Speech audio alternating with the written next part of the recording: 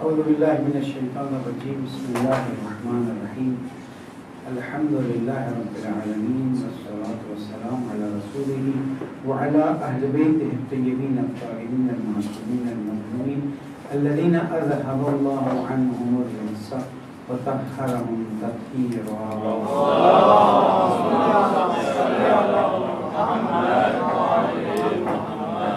مومنات السلام علیکم ورحمۃ اللہ وبرکاتہ.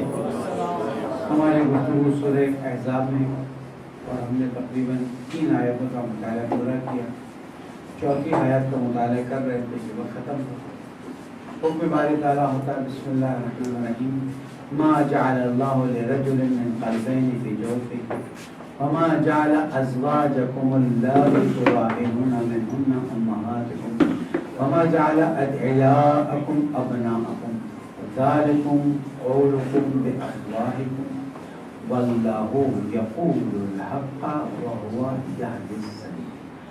قرار نہیں دیا ہے اللہ تعالیٰ نے کسی ایک مرد کے سینے میں 2 دل، اور جن عورتوں کو اپنی زوجوں کو کے ساتھ تم ظہار کرتے ہو کہ تمہارے مائیں نہیں ہیں، اور جن کو تم اپنا بیٹا بلاتے ہو وہ تمہارے بیٹے نہیں ہیں.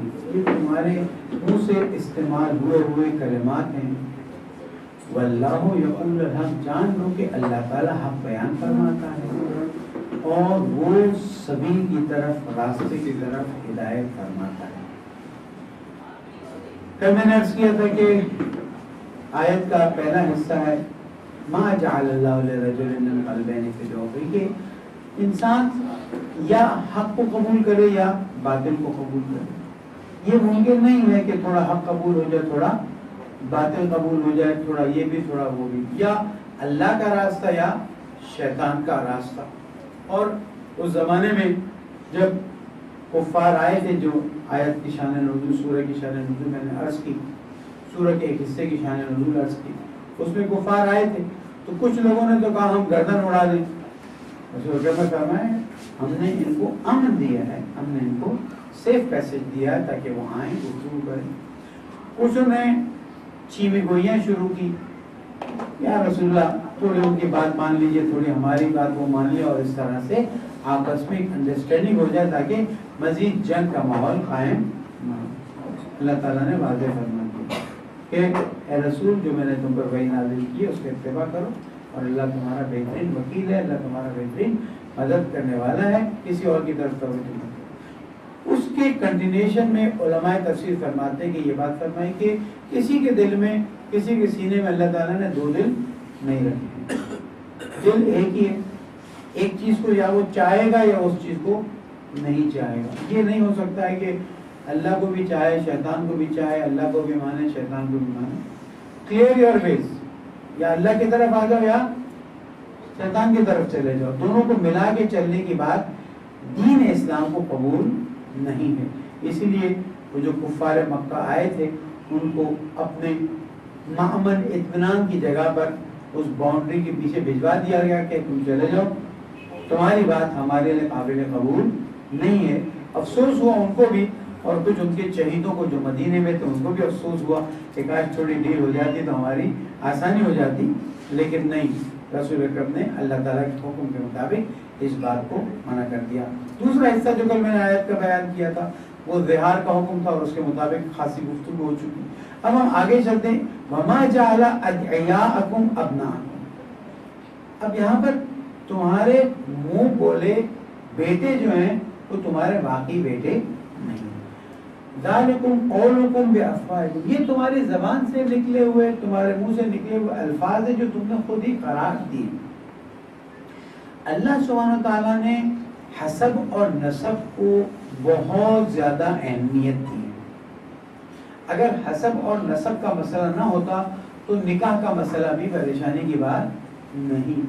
حیوانوں میں حسب اور نسب کا مسئلہ نہیں ہے، اس لیے وہاں پر کسی قسم کی کوئی پابندی نہیں. لیکن شریعت محمدی صلی اللہ علیہ وآلہ وسلم میں حسب اور نسب کو بہت زیادہ اہمیت دی گئی ہے. اب اس کی اہمیت کی وجہ کیا ہے کبھی اور اس پہ گفتگو ہو جائے گی. لیکن اس حد تک ہے کہ نکاح کے بغیر پیدا ہونے والی اولاد کے مسائل بھی شریعت نے بیان کیے کہ کتنے سنگین ہیں. اس چیز کو میں کھل کے گفتگو نہیں کرنے کا عادی ہوں، صرف اشارہ تھا کہ اللہ تعالیٰ نے نکاح کے احکام، طلاق کے احکام اتنی شدت سے بیان کیے ہیں کہ عام طور پر ہم نماز کے احکام کو اتنی شدت سے نہیں دیکھتے.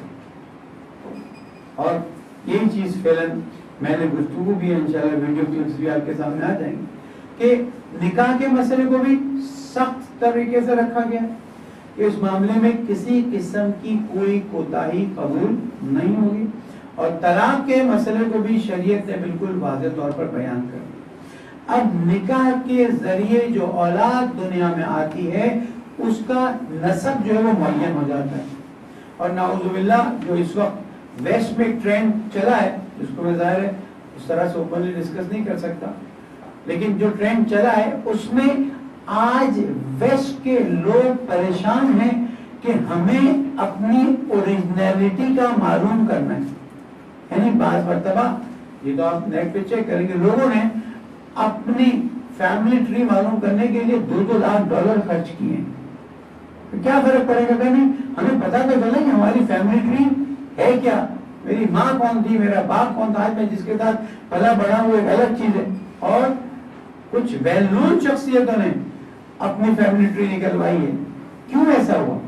اس لیے کہ نکاح کے مقدس سکون کو انہوں نے تباہ و برباد کر دیا، اور اس کا نتیجہ یہ ہوا کہ انسان کو پتہ ہی نہیں چل رہا کہ اس کی ماں کون ہے، اس کا باپ کون ہے. اور آپ میں سے ایک بڑی تعداد ایسی ہے جو ویسٹ جاتی آتی ہے میری اطلاع میں، ان کو وہاں کے حالات کا پتہ ہے کہ بچہ کس کے پاس جا رہا ہے، بیٹا کس کے پاس، بیٹی کس کے پاس، ماں کا پتہ نہیں، باپ کا پتہ نہیں، اور جو صورتحال ہوتی ہے اس میں. اور پھر اس میں بڑھ کے بڑا عیب یہ ہے کہ اس بے شرمی کو وہ کہتے ہیں کہ ٹھیک ہے آج کے زمانے میں اس طرح سے، اور اب آرٹیفیشل فیملیز بنانا شروع کر رہے ہیں. بہرحال وہ ایک ویسٹ کا مسئلہ ہے، وہ اس کو کیسے حل کرتے ہیں، کم از کم ہم اس میں انوالو نہ ہو جائیں. یہاں پر اللہ تعالیٰ اس بات کو واضح کر رہا ہے کہ جس کو تم اپنا بیٹا، وہ بولا بیٹا کہہ کے پکارتے ہو، وہ در حقیقت تمہارا بیٹا نہیں ہے. دیکھیں آیت کیا کہتی ہے، وَمَا جَعَلَ أَدْعِيَاءَكُمْ أَبْنَاءَكُمْ، جو تم پکارتے ہو نا وہ تمہارے بیٹے نہیں. مراد یہ ہے کہ جو تمہاری نسل سے چلے آئے وہ تمہارے بیٹے. اب وہاں پر ٹیسٹ ٹیوب بیبی کا مسئلہ ہو، دوسرے شدید جو طریقہ کار ہیں وہ ہوں، نسل جو ہے وہ اپنی معین طریقے سے آگے چلنا چاہیے. اور اب جو نئے مسائل آئے ہیں اس میں باقاعدہ طور پر ظاہر ہے کہ دنیا ترقی کر رہی ہے اور نسل کو بڑھانے کے نئے نئے طریقے سامنے آ رہے ہیں.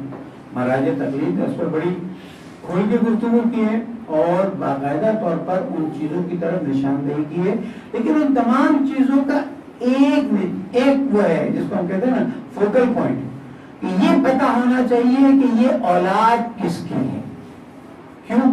اس پر سے پھر باقی احکام جاری ہوتے ہیں. جس کی اولاد ہے اس کی دوسری اولاد اس کی بھائی بہن ہو جائے گی، جس کی اولاد ہے اس کی بیویاں اس کی ماں ہو جائیں گی، اور جس کی اولاد ہے اس کے رشتے کے مسائل سارے اس حساب سے چلیں گے. اور شریعت نے اس کو بہت زیادہ اسٹرکٹلی لیا. دودھ پلانے کے احکام بھی بیان کیے تو وہاں پر بھی معین کر دیا کہ جب دودھ پلاؤ تو یہ چیز معین ہونی چاہیے کہ اب یہ تمہارے بچوں کے لیے محرم ہے، بھائی بہن، شرائط ہے اس کے مطابق. یہاں جس چیز کی طرف توجہ دلائی جا رہی وہ یہ ہے کہ عرب میں تھا کسی کے بیٹے کو انہوں نے پیسہ دیا، ایڈاپٹ کر لی. ایڈاپشن آج بھی کوئی اس میں بڑی بات نہیں، جاتے ہیں لوگ الگ الگ، یہ جو ایجی سینٹر ہے اور چیپا سینٹر ہے وہاں سے بچوں کو ایڈاپٹ کرتے ہیں. بچوں کا ایڈاپٹ کرنا شریعت کے لحاظ سے غلط نہیں ہے، لیکن ایڈاپشن کے بعد ان شریعت کے قوانین کو فالو کرنا ضروری ہے. اس لیے اگر ایڈاپٹ کیا جاتا ہے تو وہاں پر اس بات کا خیال رکھا جائے، اگر لڑکی ایڈاپٹ کی جاتی ہے تو والد کے ساتھ جو ظاہر طور پر وہ بولا باپ ہے وہ اس کی محرم نہیں ہے، اس کے لیے طریقہ کار ہے. اگر بیٹا اڈاپٹ کیا جا رہا ہے تو جو منہ بولی ماں ہے وہ ایکچولی ماں نہیں ہے، اس کے لیے کوئی راستہ نہیں. راستے ہیں، ابھی میں یہاں پہ ایکسپلین نہیں کر سکتا ہوں. راستے ہیں، کبھی کسی کا کوئی مورد ہو تو آئے بیٹھے فون کر لیں، ہم ان کو کلیئر کر کے سمجھا دیں گے. شریعت نے دروازے بند نہیں کیے، بلکہ شریعت نے تو یتیموں کو پالنے کے لیے دیکھیں وہ جو خطبہ رسول اکرم شعبانیہ میں نہیں فرمایا ارحموا ایتام الناس، اے لوگوں اس مہینے میں لوگوں کے یتیموں پر رحم کرو، اللہ تمہارے یتیموں پر رحم کرے. یہاں تک حدیث ہے کہ یتیم کے سر پر آپ شفقت سے ہاتھ پھیرتے ہیں نا تو جتنے اس کے بال آپ کے ہاتھ کو لگتے ہیں آپ کے اتنے گناہ معاف ہوتے ہیں. اور یتیم کی سرپرستی کس حد تک معصومی نے اس کی تاکید کی. اس لیے یتیم کی سرپرستی کا عنوان اپنی جگہ پر، لیکن ایڈاپشن ایز اے چائلڈ اس کا حکم الگ ہے اپنی جگہ پر. اس کی بہت سی شاخیں ہیں. پھر سروگیٹ مدرس کا ایک پورا عنوان شروع ہوا ہے اور اس پہ شریعت نے گفتگو کی ہے. Of course I can not discuss here ابھی، لیکن یہ ساری چیزیں موجود ہیں. یہ مت سمجھیے کہ جناب بس شریعت نے ایک پابندی لگا دی ہے، کیونکہ ہماری اہل سنت کے علماء سے جب بات ہوتی ہے تو جو بھی ہم بات کرتے ہیں وہ اس کو بس نہ کہہ دیتے ہیں. ہمارے ہاں ایسا نہیں. ہمارے یہاں مجتہدین سالوں سال لگاتے ہیں. یہ ٹیسٹ ٹیوب بیبی کا مسئلہ کتنے سال ڈسکس ہوا، ڈاکٹرز کو سائنٹسٹ کو بلا کے ساری تفصیلات لی گئیں، سروگیٹ مدرس کے بارے میں دوسری چیزوں کے بارے میں تفصیلات لی گئی تاکہ پتہ رہے کہ شریعت اس بارے میں کیا بات کہہ رہی ہے. اور الحمدللہ رب العالمین آج ان کے سارے احکام ہمارے پاس موجود ہیں. لیکن جب آپ کسی بچے کو ایڈاپٹ کرتے ہیں تو یہ بات معلوم ہونی چاہیے کہ اس کا باپ کون ہے، اس کی ماں کون ہے. ان کیس اگر نہیں پتا ہے تو کم از کم جب آپ اپنے سے منسوب کریں تو یہ پتا رہے کہ آپ اس کے فادر یا مدر نہیں. کیوں؟ اس لیے کہ آگے چل کے نسلوں کے اندر اختلاط کا ڈر ہے جو شریعت بالکل قبول نہیں کرتی ہے. اب اللہ تعالیٰ یہاں پر کیا فرما رہا ہے؟ یہ ایک انٹروڈکشن ہے ایک مسئلے کی طرف جو آگے چل کے باقاعدہ طور پر بیان کیا جائے گا. ابھی اس لیے بیان نہیں کر رہا کہ پھر وہاں پر اس کو آپ اس طرح سے شاید نہ سنیں اور وہ بات ہماری وہاں پر شاید ضائع ہو جائے. صرف اتنا جان لیجیے اے رسول، یہ جو لوگ یا تم لوگ اپنے منہ بولے بیٹے کو بیٹا کہہ کے پکارتے ہو، یہ تمہارے بیٹے نہیں ہیں، بلکہ ذالکم قولکم بافواہکم، یہ تم اپنی زبان سے بات کہتے ہو وہ تمہارے معاشرے میں رائج ہے، ورنہ شریعت کے لحاظ سے تمہاری زبان سے یہ کہہ دینا کہ یہ میرا بھائی، جیسے آج کل کے زمانے یہ تو میری منہ بولی بہن ہے، ٹھیک ہے احتراماً آپ کہیں، ہمارے معاشرے میں یہ رسم ہے، لیکن شرعی عنوان اس پہ لاگو نہیں ہوتا. اسی طرح سے منہ بولے بیٹے سے شرعی عنوان جو ہے اس پہ لاگو نہیں ہوتا. منہ بولے بیٹے کو نامحرم سمجھا جائے گا، شوہر کی جو بیوی ہے وہ اس کی نامحرم ہوگی اور جو شوہر کے بچے ہیں اس کے نامحرم ہوں گے.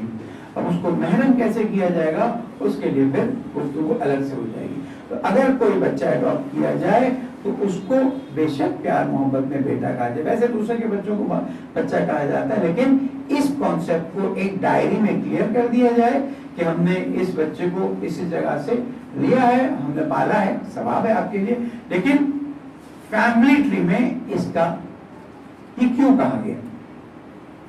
اس لیے کہ وہ جو جاہلیت کا زمانہ کہلاتا تھا اس زمانے میں کہ جب بچہ ایڈاپٹ ہو جاتا تھا تو the son used to become the real son اور the daughter used to become the real daughter. بیٹی جو ہے وہ باقاعدہ بیٹی سمجھی جاتی تھی اور بیٹا جو ہے ایسے سمجھا جاتا تھا جیسے یہ اس کی نسل سے. with the result وراثت کے احکام اس پہ جاری ہوتے تھے.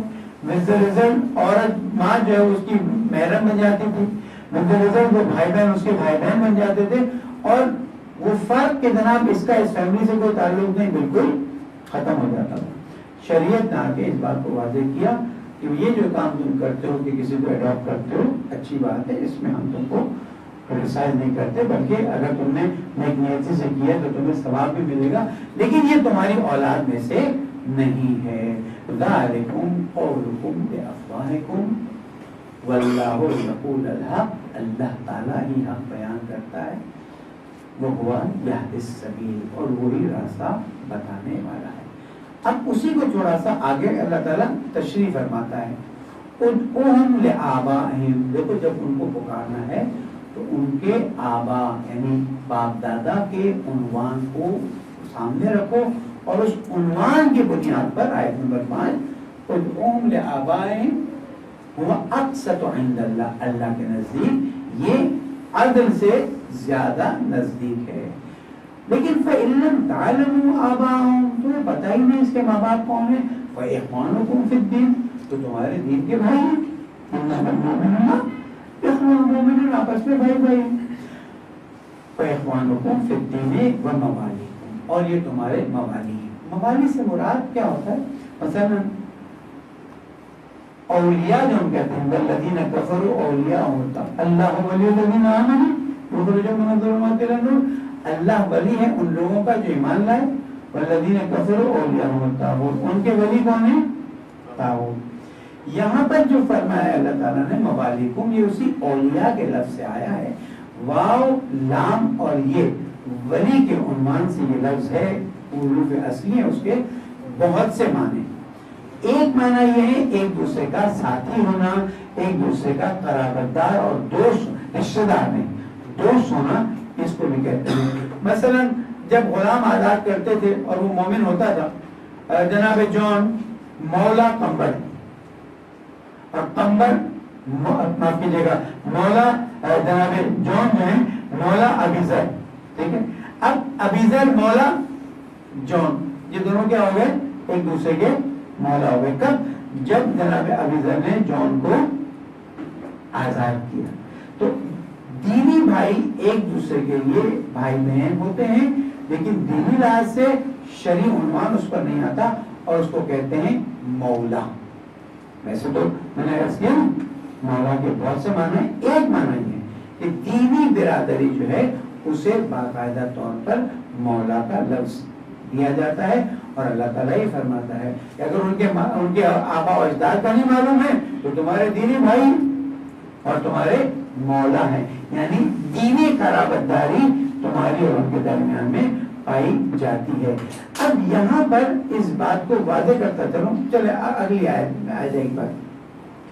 وَلَيْسَ عَلَيْكُمْ جُنَاحٌ فِيمَا أَخْطَأْتُمْ بِهِ، اب تک جو تمہاری غلطیاں ہو گئی اسلام کے آنے سے پہلے، حکم الہی آنے سے پہلے، جیسے ربا کی آیت آنے سے پہلے جو ہو گیا تو اللہ تعالیٰ کہتا ہے اب جو ہو گیا وہ تم ذروا ما بقی یا ایھا الذین آمنوا ذروا ما بقی من الربا، جو ہو گیا وہ ہو گیا، فلکم رؤوس اموالکم، اب جو تمہارا اپنا مال ہے وہ تمہارا مال ہے، اس کے بعد تم ربا مانگنے کا حق نہیں رکھتے، جو اس سے پہلے گزر گیا تم کو۔ یہاں پر بھی اللہ تعالیٰ فرمائے ولیس علیکم جناح فیما اخطأتم، جو تم سے غلطی ہو گئی یا تم نے جاہلیت کے زمانے کے کام کر دیے، اس کے اوپر تم پر کوئی پکڑ نہیں ہے۔ یہاں پر یہ آیت میں کمپلیٹ کروں پھر بتاتا ہوں۔ ولیکن ما تعمدت قلوبکم، لیکن تمہارا دل جان بوجھ کر جو کام کر جائے پھر تو غلطی نہیں کر رہا ہے۔ ولیکن ما تعمدت قلوبکم، جو عمدن تمہارے دل کام کر جائیں اس کو پھر آپ غلط کام دو طرح کے نا، یا عمدن ہے یا سہون ہے۔ اللہ تعالیٰ فرماتے ہیں وَلَيْسَ عَلَيْكُمْ جُنَاحٌ فِيمَا أَخْطَأْتُمْ بِهِ، جو خطا ہو گئی، جو سہو ہو گیا۔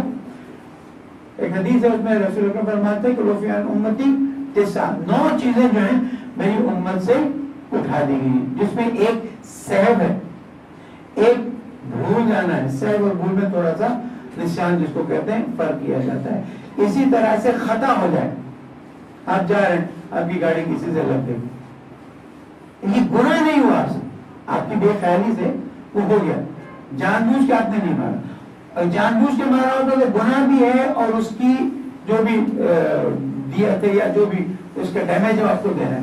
لیکن اگر غلطی سے ہو جائے تو گناہ نہیں۔ مثلا ہم یہاں سے جاتے ہیں، دوسروں کے جوتوں پہ پیر چلے جاتے ہیں، شرم اشکال رکھتا ہے، شریعت جو بالیغی میں آتی ہے تو وہاں تک آ جاتی ہے کہ آپ مسجد میں جا رہے ہیں تو کسی کے جوتوں پر پیر رکھتے ہیں، اس نے چاہے غلطی سے نیچے رکھے اسٹینڈ میں نہیں رکھے، لیکن شریعت آپ کو اجازت نہیں دیتی کہ آپ اس کے جوتوں پر پیر رکھیں، آپ غلطی سے رکھ دیے تو اب اس غلطی کے رکھنے سے اس کا کوئی نقصان ہوا ہے تو آپ کو نقصان پورا کرنا پڑے گا، گناہ نہیں.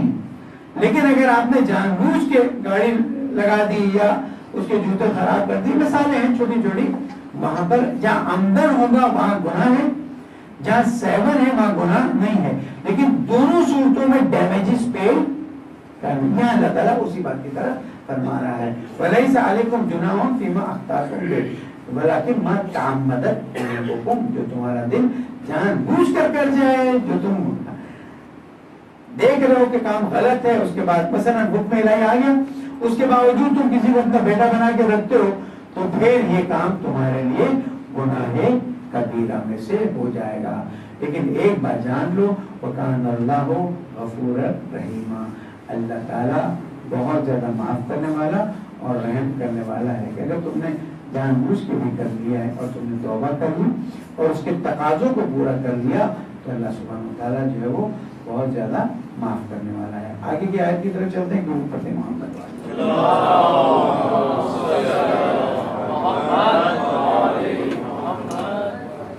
النبی اولیٰ بالمؤمنین من انفسہم. نبی جو ہے وہ اولیٰ ہیں مومنین سے ان کے نفسوں کے بارے میں. وَأَزْوَاجُهُمْ أُمَّهَاتُهُمْ. اور نبی کی زوجہ جو ہیں وہ مومنین کی امہات ہیں. وَأُولُو الْأَرْحَامِ بَعْضُهُمْ أَوْلَىٰ بِبَعْضٍ فِي كِتَابِ اللَّهِ مِنَ الْمُؤْمِنِينَ وَالْمُهَاجِرِينَ إِلَّا أَن تَفْعَلُوا إِلَىٰ أَوْلِيَائِكُمْ مَعْرُوفًا وَكَانَ ذَلِكَ فِي الْكِتَابِ مَسْطُورًا. اور اولي الارحام خونی رشتہ دار جو ہیں، بعضهم اولیٰ ببعض، ہر ایک کا ایک رتبہ ہے، کچھ نزدیک کے ہیں کچھ دور کے ہیں. فی کتاب اللہ، اللہ کے یہاں جو لکھا گیا ہے اس میں. من المؤمنین والمہاجرین، مومنوں میں سے اور مہاجرین میں سے. الا ان تفعلوا الى اولیائکم معروفا، مگر یہ کہ تم اپنے چاہنے والوں، اپنے دوستوں کے ساتھ کوئی اچھا کام کر لو. کان ذالک فی الکتاب مسطورا، اور ہم نے تو اس مطلب کو کتاب میں لکھ دیا ہے. اس آیت کا بیک گراؤنڈ کیا ہے؟ شان نزول کے لیے بیک گراؤنڈ کیا ہے؟ جب ہجرت فرما کر رسول اکرم مدینہ تشریف لائے اور اس کے بعد پھر مسلمانوں نے ہجرت کی، تو مسلمانوں کی جائیدادیں، مال، دولت، یہ سب مکے میں رہ گیا. اور جب مدینہ میں داخل ہوئے تو ظاہر ہے کہ مالی طور پر یہ بالکل ہی اچھا، وہاں پر کوئی مسافر خانوں اور ہوٹلوں کا انتظام تو تھا نہیں. اب ایک بڑی تعداد ہجرت کر کے آئی ہے، مدینہ والوں نے دعوت دی، بہت بڑا کام ہے. کبھی بھی ہم نے اس کو سوچا نہیں کہ اتنی بڑی تعداد جو ہے مسلمانوں کی وہ مدینہ آ رہی ہے، اور ان کے کھانے کے بھی انتظام ہونے، ان کے رہنے کے بھی انتظام ہونے، ان کے کپڑوں کے مسائل ہیں، ان کی صحت کے مسائل ہیں. چلو زمانے میں ایجوکیشن کے مسائل نہیں تھے، لیکن باقی سارے مسائل تو ڈے ٹو ڈے لائف میں تھے. اب کیا کیا جائے؟ تو اللہ سبحانہ وتعالیٰ نے نبی اکرم کو حکم دیا کہ تم مومنین کے درمیان مواخات کراؤ، یعنی برادری کا رشتہ قائم کرو. اب جیسے جیسے یہ آتے گئے مومنین کے درمیان میں برادری کا رشتہ قائم ہوتا گیا. پوری تفصیل ہے، پوری تشریح ہے کہ کس طرح سے اس رشتے کو قائم کیا. رشتہ اس طرح سے قائم کیا گیا جیسے سگے بھائی ہوتے ہیں. یعنی اب اس مہاجر کے گھر میں، اس انصار کے گھر میں، یہ مہاجر اپنی فیملی کے ساتھ آیا ہے، تو اب یہ فیملی اور یہ فیملی بھائیوں کی فیملی ہو گئی. ٹھیک ہے، وہ دوسرے احکام اپنی جگہ پر موجود تھے، لیکن وہ فیملی دونوں ایک ہو جاتی. ایک حد تک یہ چلتا رہا، یہاں تک کہ حکم یہ تھا کہ وراثت میں بھی بھائی کی طرح اس مہاجر کو حصہ ملے گا. سٹارٹنگ تھا، مسائل تھے، اس کام کو کر لیا گیا. اب ایک سٹیج آیا جب ضرورت پڑی کہ اس حکم کو ختم کیا جائے اور لوگ اپنی اپنی فیملیز کو آگے بڑھائیں. کچھ فیملیز اتنی کلوز ہو گئی تھی کہ اب یہ حکم جب آ رہا تھا ان کے لیے قبول کرنا مشکل ہو رہا تھا. یہ تو ہمارے اتنے سگے بھائیوں سے زیادہ نزدیک ہو گئے، اور یہ ساتھ رہتے ہیں، اٹھتے ہیں، بیٹھتے ہیں. ہم 4 دن یہاں پر آتے جاتے ہیں تو ایک دوسرے سے ایک محبت کا رشتہ قائم ہو جاتا ہے. مسجد میں آتے جاتے ہیں تو وہ تو ساتھ رہنا، اٹھنا بیٹھنا، پھر وہ فیلنگ کہ ہم نے ان کو بلایا ہے، ویلکم کیا ہے، یہ لوگ قربانی دے کر آئے، وہ قربانی دے کے آئے، یہاں پر انصار یہ قربانی دے رہے ہیں. بہت बड़ा चैप्टर है हिजरत का, मुहाजिर और अंसार का।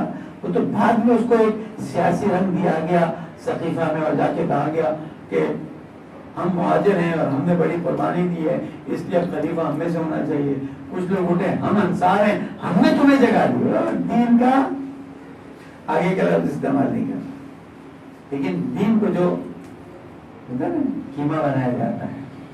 और वो बातें हुई वहां पर जिसको रसूल अकरम ने जीरो किया हुआ कि लोगों ने मुहाजिर को अंसार पर, न अंसार को मुहाजिर पर। लेकिन सकीफा बनी साइदा में जो चीज हुई वो आपको पता है। उस बिरादरी का रिश्ता इतना नजदीक हो गया था कि अब लोग रसूल अकरम की शायद बात न माने, और उनके लिए बड़ा संगीन था कि हम अपने इस दीनी भाई को किस तरह से अलग करें। तो अल्लाह सुब्हानहू व तआला ने एक जुमला इस्तेमाल किया है, अन्नबिय्यु औला बिल मुमिनीना मिन अनफुसिहिम। नबी जो है वो मोमिनीन के सिलसिले में औला है मिन अनफुसिहिम, यानी नबी उम्मत के लोगों के बारे में फैसला करने का हक रखता है। ये आयत का हिस्सा बहुत दूर तक ले जाता है, जितना आप सोचेंगे आपको अंदाजा हो जाए। तो यहाँ पर अल्लाह ताला हुक्म दे रहा है कि अन्नबी औला बिल मोमिनीना मिन अनफुसिहिम, नबी मोमिनीन के नुफूस पर उनसे ज्यादा कंट्रोल रखता है। जंग का हुक्म देगा तो जाना पड़ेगा, सुलह का हुक्म देगा तो जाना रुकना पड़ेगा, चीजों के बारे में हुक्म देगा रसूल तो आपको मानना पड़ेगा। अब क्योंकि हुक्म क्या नाज़िल हो रहा है कि वो भाई भाई का रिश्ता खत्म होना है और अलग होना है, तो अल्लाह ताला फरमा रहा है कि अब रसूल जो हुक्म बयान कर रहा है मेरी तरफ से उसको तुम जानो, क्योंकि रसूल की अथॉरिटी जो है तुम्हारे नफ्स पर है। यहाँ पर एक बात आती है कि आया वो अथॉरिटी इमामों तक मुंतकिल हुई है? यस। देखिए, रिसालत मुंतकिल नहीं, नई कोई आसमानी किताब नहीं आएगी, लेकिन जो अथॉरिटीज रसूल अकरम के पास थी वो अथॉरिटीज इमाम मासूम को मुंतकिल होती हैं। माइंड माय वर्ड्स, क्लिप चल रही है और न मिली हो तो मैं आपको भेज दूंगा। इस वक्त हमारे जैसे लिबास पहने हुए मोहतरम साहब जो कह रहे हैं वो ये बात कह रहे हैं कि इमामत जो है वो तो क्योंकि सोशल और पॉलिटिकल सिचुएशंस ऐसी हुई थी इसलिए इमामत को वहां पर बयान किया गया, वरना इमामत का कोई कॉन्सेप्ट नहीं है। फिर हम क्योंकि बोल देता हूँ बोल गया, इंग्लिश में तकरीर होती है, बाहर से आते हैं तो फिर बड़े खुशी खुशी जाते हैं कि जनाब देख लीजिए कि कॉन्सेप्ट, मैं किसी की जात पर कुछ नहीं कहता, लेकिन जिसके कॉन्सेप्ट गलत है मेरा वजीफा है मैं यहाँ पर इस बात को बयान करूँ कि जनाब आदिल भी जो है अल्लाह ताला उसूल दीन, देखिए ये बात सही है, उसूल मजहब, उसूल दीन 3 और उसूल मजहब 5 है, तौहीद, नबूवत और क़यामत। लेकिन ये कहना कि अदल जो है वो तो जमाने के तकाजों की वजह से वो मुतज़िला और अशायरा की बहस शुरू हुई तो अदल को बाहर निकाल दिया गया, अदल को तो बयान किया गया, ये बात गलत है। अदल शुरू से मासूमी ने बयान किया, तौहीद अदल, अदल तौहीद का हिस्सा है लेकिन बयान किया। नबूवत के साथ इमामत है, हमने भी यहाँ बयान किया कि नबूवत की कंटिन्यूएशन, लेकिन नबूवत नहीं इमामत, वो अथॉरिटीज पास हुई। लेकिन ये कहना, हम ये नहीं कहते कि इमामत जो है वो हालात और जमाने और मसाइल और उनकी वजह से फिर इमामत को लाया गया और बयान किया गया। इमामत दीन का ला यनफक जुज है, और अगर हम किसी मरहले पर इमामत को कबूल ना करें तो ऐसा है जैसे हमने कुरान कबूल नहीं किया। मैंने हम साहब को मुनाजरे की दावत देने का सोचा है कि आओ हम यहीं पर बैठ के तुम्हारे साथ मुनाजरा करते, कुरान की आयत देना, तुम कहते हो नबूवत के बाद इमामत नहीं है, ये कहां से लेकर आ गए? तुमको दीन का पता क्या हो?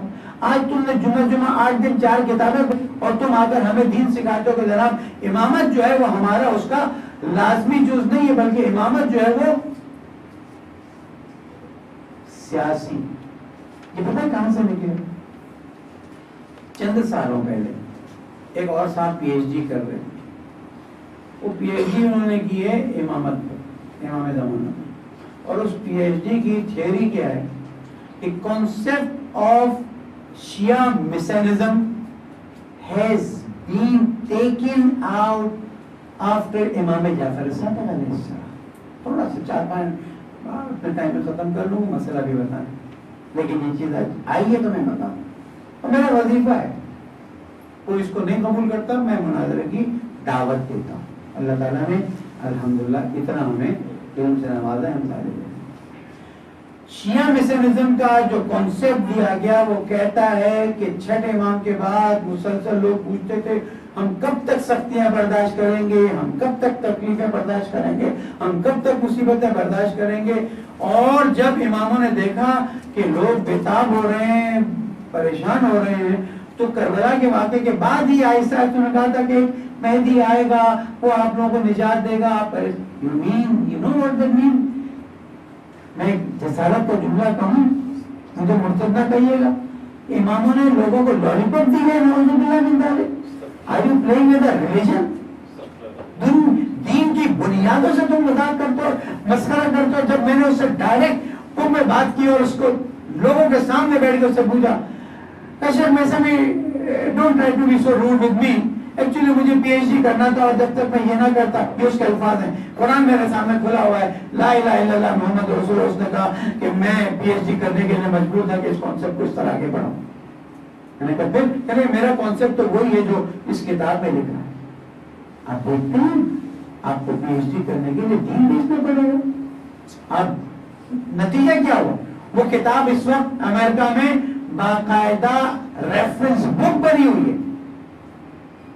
وَنَكْتُبُ مَا قَدَّمُوا وَآثَارَهُمْ, جو تم بھیجتے ہو نا ہم اسے بھی لکھتے ہیں اور جو اثر ہو نا اسے بھی لکھتے ہیں. جنہوں نے اس سینٹر کے لیے فنڈ دیا, آج جو ثواب ملتا ہے وہ دنیا سے چلے گئے, ان کو اس کا ثواب ملتا ہے. لیکن جنہوں نے وہ کتاب لکھی, جس نے اور جنہوں نے وہ کتاب چھپوائی, اور جب تک اس کتاب سے لوگ منحرف ہوتے رہیں گے, اور یہ پوری وہ چین ہے. I don't want to take the name. بہت سمجھتے ہیں اپنا آپ کو کہ جناب ہم ویسٹ سے پڑھ کے آئے ہیں, اس وجہ سے ہماری جو ویسٹ اور ایسٹ نہیں ہوتا, اسلام اسلام ہے. ہم نے کبھی بھی ایسٹ اور ویسٹ کے درمیان ڈفرنس نہیں کیا. لیکن تم جو یہ سپیریٹی کمپلیکس میں مبتلا ہو کر اس کانسیپٹ کو دے رہے ہو. میں کل سے پاگل ہوا ہوں جب سے میں نے وہ کلپ سنی, اور میں نے ان صاحب سے کہا کہ مولانا یہ چیز ہے, اور وہ کراچی آتے ہیں جاتے ہیں اور تقریر کرتے ہیں اور لوگ بھی بڑے شوق سے سنتے ہیں. سنیں, ہمیں کوئی پرابلم نہیں ہے. لا اکراہ فی الدین. کل کو جب آپ کی نسل منحرف ہو جائے, آپ کے شہر میں وہ فتنہ نہیں ہے جو یو کے بعد شہروں میں قائم کیا گیا ہے, جس دن آپ کے شہر میں وہ فتنہ ڈال کے چلا جائے گا. میں نے یہاں پر بلا کے اس سے بیٹھ کے بات کی, میں نے کہا جو تم باتیں کرتے ہو یہ درست نہیں ہے. کہا مولانا آپ لوگ پرانے زمانے کے لوگ ہیں, آپ کو یہ چیزیں سمجھ نہیں آتی. میں نے کہا پرانے زمانے کے اس لیے سمجھ نہیں آتی, آپ ماڈرن زمانے کے آپ کو سمجھ آتی.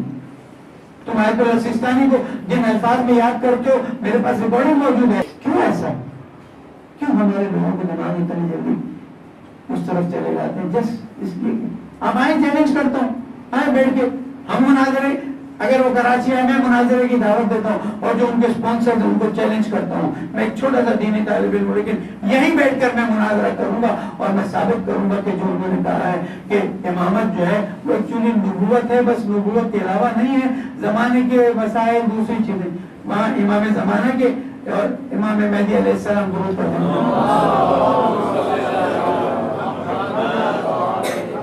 یہ کانسیپٹ کو خراب کیا. اب کتنے لوگ منحرف ہوئے ہیں, اور جانتا ہوں کینیڈا میں اس وقت جو لوگ اس کی طرف آگے بڑھتے ہیں, کہتے ہیں جناب اس سے بہتر بات کرنے والا نہیں, لے جاؤ. یہ تو غیبت کا زمانہ ہے سر. زمانے امامت میں لوگ لوگوں کو بہکا کے چلے جاتے تھے. ایک شخص اپنے امام جعفر صادق علیہ السلام کے پاس آتا ہے, امام علیہ السلام نے باقاعدہ اسے کہا یا اپنے ماموں کے پاس بیٹھو یا ہمارے پاس بیٹھو.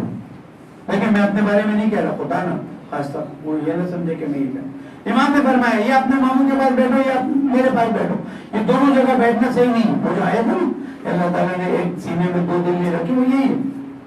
میں نے کہا مولا میں جاتا ہوں تو صرف دیکھتا ہوں کہ وہ گمراہی کی کیا باتیں کر رہا ہے, پورا اگر میں ہدایت کر سکوں.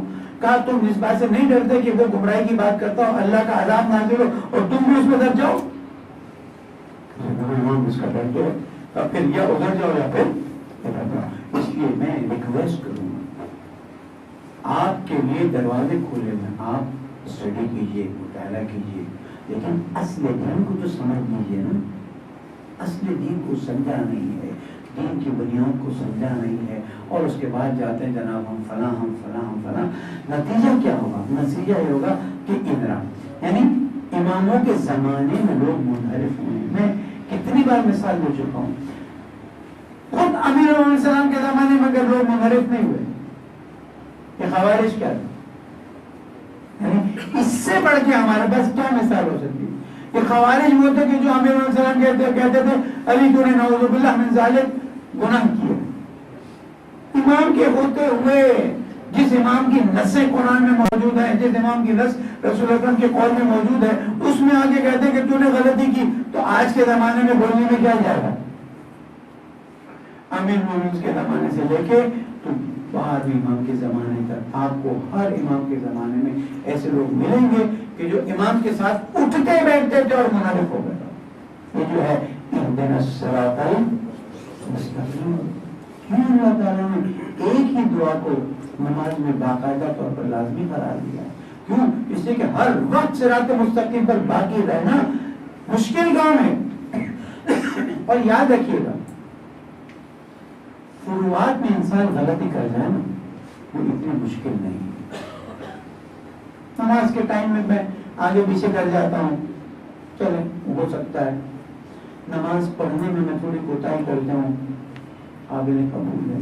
اور روزے کے ہمارے معاملے میں 19 دن سو جاؤں، پھر بھی دیکھا جا سکتا. میں نہیں کہنا صحیح ہے، لیکن عقیدے کے معاملے میں جب انحراف کی ڈگر پر پہنچے نا، تو فارسی کا شعر ہے، خشت ابل گر نہد مہمان کش تا سریا میرا بھائی بیمار کون سی. ہاں 100 منزلہ بلڈنگ بنا رہے ہیں، 1 ملی میٹر پہلی اینٹ ٹیڑھی رکھ دیجیے، 100 منزلہ پر جا کر یوں بلڈنگ نظر آئے گی. آپ جب تک عقیدے کے مسئلے میں اپنے آپ کو مضبوط نہیں کرتے ہیں، تب تک دوسرے مطالعات کی طرف آگے مت بڑھیے. الحمدللہ نیٹ پر alislam.org پر دوسری جگہوں پر ہماری عقائد کی کتابیں موجود ہیں، انگلش میں موجود ہیں، علماء کے لیکچرز موجود ہیں.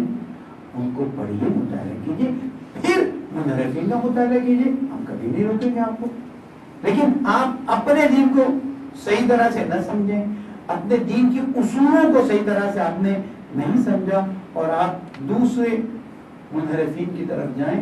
نتیجہ کیا ہوگا؟ نتیجہ یہ ہوگا کہ جب آپ کو حقیقت پتہ چلے کہ آپ بہت دور نکل گئے ہوں گے. میں نے یہ واقعہ سنا ہے کہ کسی نبی کے زمانے میں ایک شخص نے اسی طرح کے دعوے کیے تھے اور لوگوں کو منحرف کر لیا تھا. لوگوں کو منحرف کرنا میں آپ کو بتا رہا ہوں کوئی مشکل کام نہیں. میں ایک اپنی چھوٹی سی مثال دیتا ہوں، نہ سمجھیں گے خدا نہ خواستہ میں کوئی وہ بتا رہا ہوں. ابتدائی طلبگی کا زمانہ تھا، میں میڈاغاسکر تبلیغ کے لیے بھیج دیا گیا. وہاں کے کسی ایک شہر میں ہم تبلیغ کر رہے تھے. فٹ بال کا ورلڈ کپ شروع ہونا تھا، میں کے لیکچرز ہونے تھے.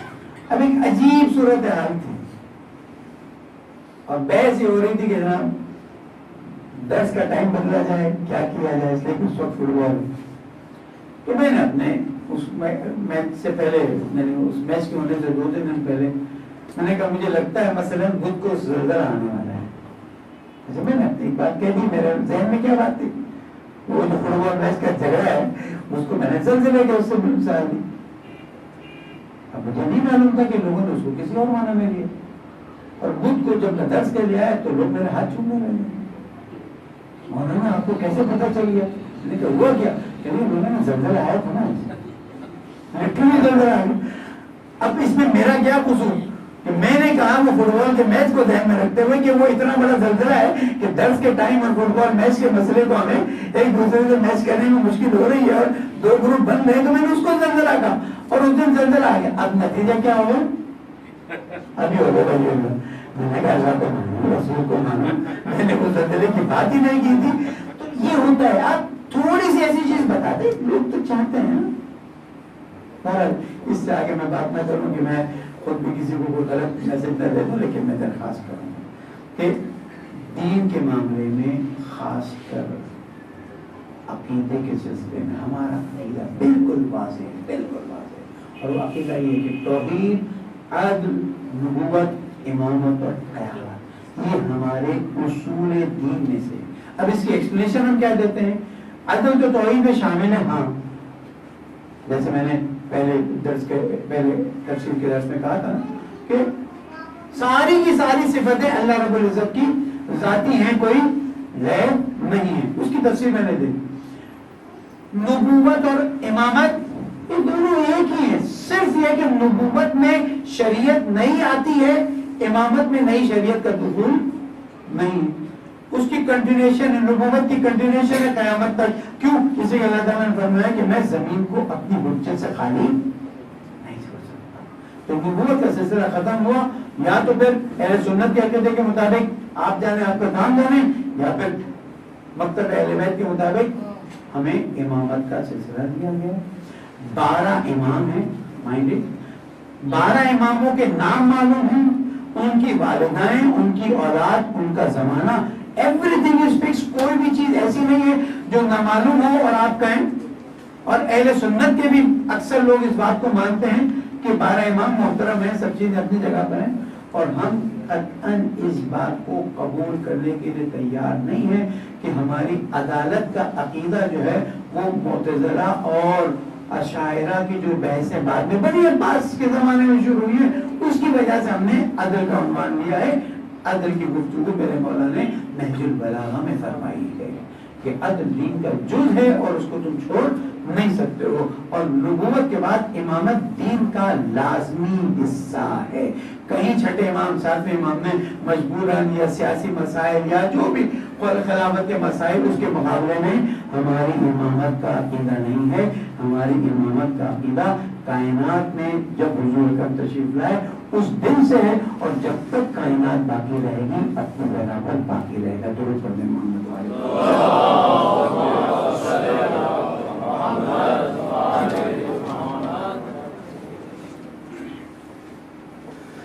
قبر پہ پانی چھڑکنے کا کیا کانسیپٹ ہے؟ اس عمل میں مردہ کو کیا فائدہ پہنچتا ہے؟ مجھے کچھ نہیں معلوم کہ مردہ کو کیا فائدہ پہنچتا ہے، جاؤں گا تو پھر وہاں سے آپ کو میسج دے دوں گا۔ البتہ معصومین نے فرمایا ہے کہ جب پہلی بار مردے کو دفناؤ تو اس کی قبر پر پانی ڈالو، اور پتہ کیا پانی ڈالنے کا طریقہ بیان کیا گیا ہے۔ ہم تو بس جیسے مرضی کر دیتے ہیں۔ اگر یہ قبر ہے، یہ ہیڈ ہے، یہ پیر کی جگہ ہے، حکم یہ ہے کہ سر سے ڈالنا شروع کرو، آگے کی طرف سے لاؤ، پیر کی طرف لے جاؤ، اور پیٹھ سے تقریباً اوول شیپ میں۔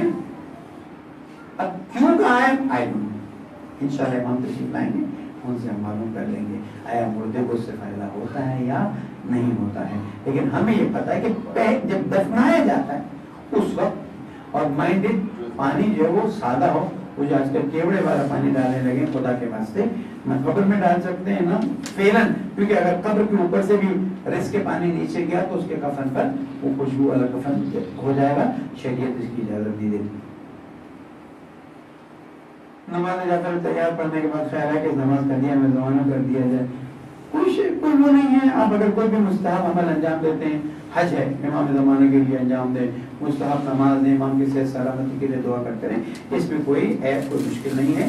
اچھا یہ مسئلہ میں سمجھاتا چلوں، اس دفعہ کیونکہ انفلیشن ریٹ تقریباً نہ ہونے کے برابر ہے، اس لیے ہم نے پرائزز چینج نہیں کیے ہیں۔ فطرے کے 4 اماؤنٹس ہم نے فائنلائز کیے ہیں جو پچھلے سال کے تھے۔ جو ویٹ کا دینا چاہتے ہیں وہ 165 روپیز پر پرسن، جو رائس کا دینا چاہتے ہیں وہ 600 پر پرسن، جو ڈیٹس کا دینا چاہتے ہیں وہ 750 پر پرسن، اور جو میٹ کا دینا چاہتے ہیں وہ 3000 پر پرسن۔ میں پھر اس کانسیپٹ کو کلیئر کر دوں کہ فطرہ جو آپ کی معمول کی غذا ہوتی ہے اس پہ دیا جاتا ہے۔ آپ چاہیں تو منیمم لیول پر دے دیں اور چاہیں تو اوپر والے لیول پہ دے دیں، دونوں فطرے کی نیت سے دیے جائیں گے۔ مثلا اگر کسی نے اللہ کرے جو گوشت کھاتے رہتے ہیں عام طور پر، وہ گوشت کا فطرہ دیتے ہیں 3000 روپے، تو یہ 3000 کی پوری نیت فطرے کی ہوگی۔ یہ نہیں ہے کہ وہ گندم کا 165 روپے کی نیت باقی مائنس کر کے جو ہے وہ کسی نے سوال کیا ہے اور آلسو سرپرائز نہیں، آپ پورے کے پورے 3000 روپے اگر دے رہے ہیں تو پر پرسن۔ اور ہم نے پہلے سے بتایا ہوا ہے عید کی رات اویلیبلٹی نہیں ہوتی، بہت سے لوگ پہنچا نہیں سکتے، ہم یہاں پر بھی مسجد بقیت اللہ میں بھی اس فطرے کی اماؤنٹ کو جو ہے سبھی آپ کو دیں گے، امانت کے طور پر دیں گے، اور عید کی رات اور عید کے دن جو شرعی تقاضا ہے اس کو پورے کرتے ہوئے جو ضرورت مند ہے ان تک ہم پہنچا دیں گے۔ یہ جلدی لینے کا مقصد صرف فیسیلیٹیٹ کرنا ہے، لیکن پھر بھی بتاتا چلوں، پرائیورٹی آپ کے اپنے ضرورت مند رشتے دار ہیں۔ I repeat، پرائیورٹی آپ کے اپنے ضرورت مند رشتے دار ہیں۔ اگر نہیں ہے تو دنیا، کراچی، دوسرے شہر، دوسرے علاقوں میں بہت ضرورت مند ہے، ہم ان کو پہنچانے کے۔ جی بہن، آپ کا کوئی سوال ہے؟ جی سر، آپ کے ایڈاپٹیشن کے حوالے سے جو آپ نے ابھی بتایا، آیتوں کا حوالہ دیا آپ نے، تو مجھے ذرا یہ اس کی ایکسپلینیشن مجھے تھوڑا سا بتانا چاہیے تھی کہ جو رسول اللہ صلی اللہ علیہ وسلم نے جو شادیاں کری تو ان کے ساتھ جو ان کے بیٹے اور بیٹیاں جو آئیں تو ان کو کہیں وہ بھی رسول کے بیٹے ہیں؟ ہاں، وہ عرض کرتا چلوں، یہ مثال 2 دن بعد آئے گی، میں عرض کر دیتا ہوں، تشریف رکھیں۔ یہ مثال جو ہے وہ میں نے عرض کیا نا کہ اللہ تعالیٰ مائنڈ تیار کر رہا ہے۔ 2 دن بعد جب گفتگو، یا 2 یا 3 دن بعد جب ہم پہنچیں گے تو اس وقت آپ کو پتا چلے گا کہ یہ مائنڈ سیٹ کیا تھا اور کیوں تیار کیا گیا۔ ایک دوسرا یہ کہ اگر کوئی شادی کرتا ہے کسی خاتون سے اور اس کے بچے ہیں تو یہ تو فادر ہو گیا اس کا۔ یہاں بات ہو رہی ہے کہ کوئی نکاح نہیں ہے، کوئی کچھ نہیں ہے، ایک کسی کا بیٹا تھا، اسے بیچا گیا، غلام بنا، غلام بننے کے بعد میں نے دیکھا یہ مسلمان ہو گیا، مومن ہو گیا، میں نے آزاد کر دیا۔ اس نے کہا آپ نے آزاد تو کر دیا لیکن میں تو آپ کے ساتھ رہوں گا، ٹھیک ہے میرے بیٹا بن کے رہے کیونکہ عمر چھوٹی۔ تو اب یہ الگ عنوان ہے، رسول اکرم نے یا کوئی اور کسی خاتون سے شادی کرتا ہے اور اس خاتون کے بچے ہیں تو شریعت کے لحاظ سے وہ اس کا باقاعدہ طور پر فادر ہوتے ہیں اور فادر کے احکام اس پہ جاری ہوتے ہیں۔ انشاءاللہ یہ ضرورت موجود ہیں، ہمارے سحر افطاری کے کارڈ موجود ہیں، میسج میگزین آ گئے ہیں، نماز سے پہلے پڑھنے والے دعا کے کارڈ میں نے پہلی بار وعدہ کیے تھے وہ بھی آ چکے ہیں، ان کو لے لیجیے اور دیکھیے کہ آپ اس میں کیا کیا استفادہ کر سکتے ہیں۔ پڑھنے والے تجھے محمد والے محمد کا واسطہ ہمیں صحیح دین کو سمجھنے کی توفیق عطا فرما، ہماری نسلوں کو منحرفین سے بچنے کی توفیق عطا فرما، ہمارے گناہ معاف فرما، ہماری کوتاہیوں سے درگزر فرما، جہاں جہاں مومنین ہیں ان کی جان مال آبرو کی حفاظت فرما دے، پریشانوں کی پریشانی کو دور فرما دے۔ پانے والے تجھے محمد والے محمد کا واسطہ اس ملک کو امن کا گہوارہ بنا دے، پانے والے جو نیک کاموں میں ساتھ دیتے ان کی زندگی میں برکت عطا فرما دے، پانے والے اس ماہ رمضان کو ہم سے بہترین طور پر قبول فرما دے، شب قدر کی فضیلت ہمیں عطا فرما دے، پانے والے ہمارے مرحومین کی، ہمارے شہداء کی مغفرت فرما دے، زمانے کے امام کو ہم سے راضی فرما، ان کے ظہور میں تعجیل فرما، تمام اللہ مومن مومنات شہداء صلاح آپ سب کے مرحومین کی وفات